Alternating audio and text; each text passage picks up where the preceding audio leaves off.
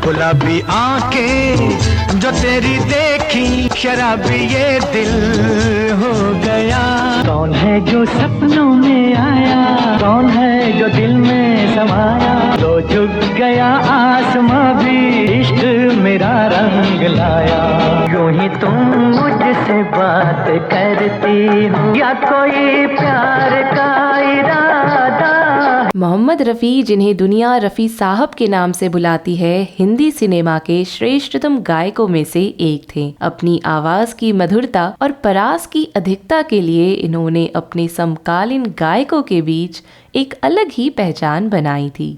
इन्हें संसाय तरन्नुम भी कहा जाता था। जिंदगी के हर एक मोड़ पे मैं गीत गाता चला जा रहा हूँ। मोहम्मद रफ़ी साहब का जन्म 24 दिसंबर 1924 को हुआ था।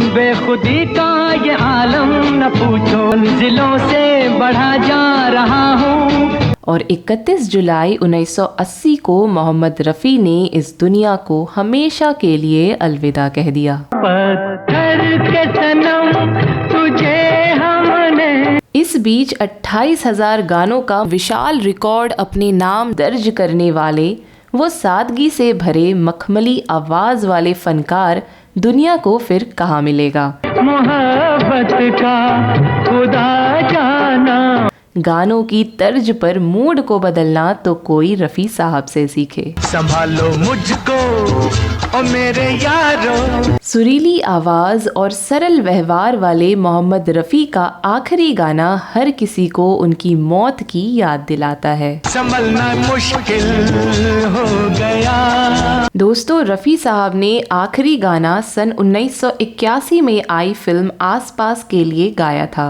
दिल में बंद कर लो, दरिया में फेंक दो चाबी। फिल्म आस पास को निर्मित किया था जगदीश कुमार ने और निर्देशित किया था राकेश रोशन के ससुर व ऋतिक रोशन के नाना जे ओम प्रकाश ने।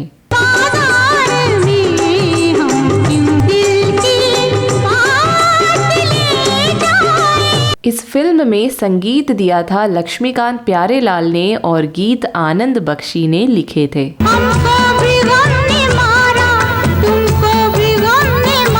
फिल्म आस पास में धर्मेंद्र, हेमा मालिनी और प्रेम चोपड़ा मुख्य भूमिका निभा रहे थे।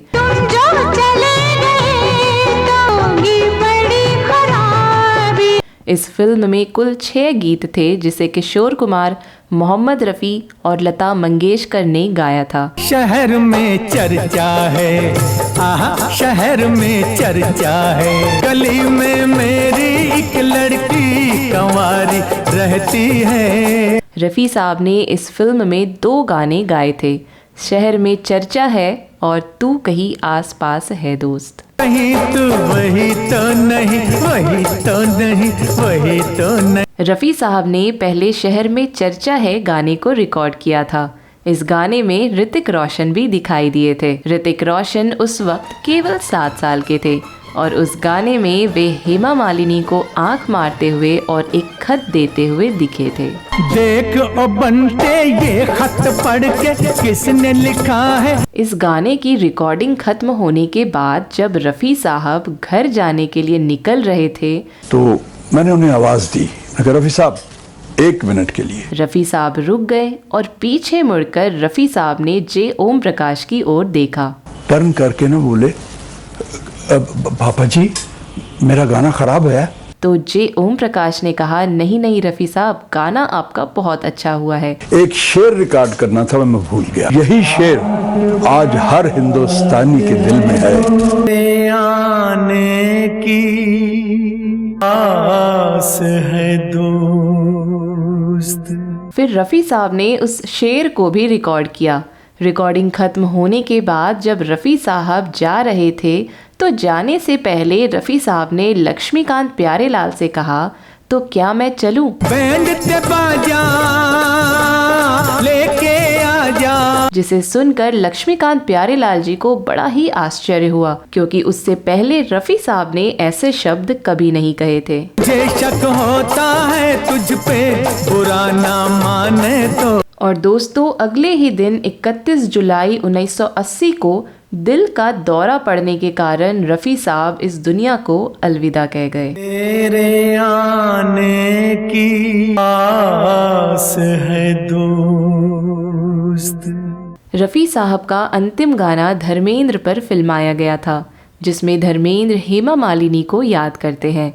इस शेर रूपी गाने के बोल हैं, तेरे आने की आस है दोस्त, शाम फिर क्यों उदास है दोस्त। शाम फिर क्यों उदास है दोस्त। दोस्तों, ये फिल्म 1980 में ही रिलीज होनी थी, लेकिन सेंसर बोर्ड द्वारा शराब पीने के दृश्यों पर रोक लगाने के कारण ये फिल्म 1 साल बाद 1981 में रिलीज हुई। महकी फिजा कहती है। चूँकि रफ़ी साहब ने अपना आखिरी गाना इसी फिल्म के लिए गाया था, तो 1981 में रफ़ी साहब के निधन के बाद जब ये फिल्म रिलीज़ हुई तो जे ओम प्रकाश ने ये फिल्म रफ़ी साहब को समर्पित करते हुए लिखा था, I dedicate this film to Mohammed Rafi, a great friend, a great human being and a great singer.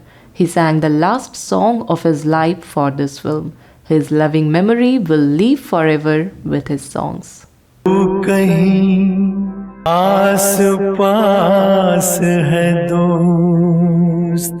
दोस्तों, रफ़ी साहब को अपनी मौत का आभास पहले ही हो गया था, इसलिए उस दिन उन्होंने लक्ष्मीकांत प्यारेलाल से एक अलग ही अंदाज में बात की थी। दोस्तों, मोहम्मद रफ़ी भले ही आज हमारे बीच नहीं हैं, पर मोहम्मद रफ़ी जैसे शख्सियत कभी अलविदा नहीं कहते। वो लोगों के दिलों में हमेशा जिंदा रहते हैं और आज भी उनके गानों में लोग उन्हें याद करते हैं। दुनिया मेरी बर्बाद रहे, तेरी याद सता। लाली फूल की मेहंदी रोज आती हो तुम ख्यालों में, जिंदगी में भी मेरी आ जाओ। दोस्तों, वीडियो अच्छी लगी हो तो वीडियो को लाइक करिएगा, अपने दोस्तों के साथ शेयर करिएगा और चैनल को सब्सक्राइब ज़रूर करिएगा। तो आज के लिए इतना ही, मिलते हैं आपसे अगली एपिसोड में।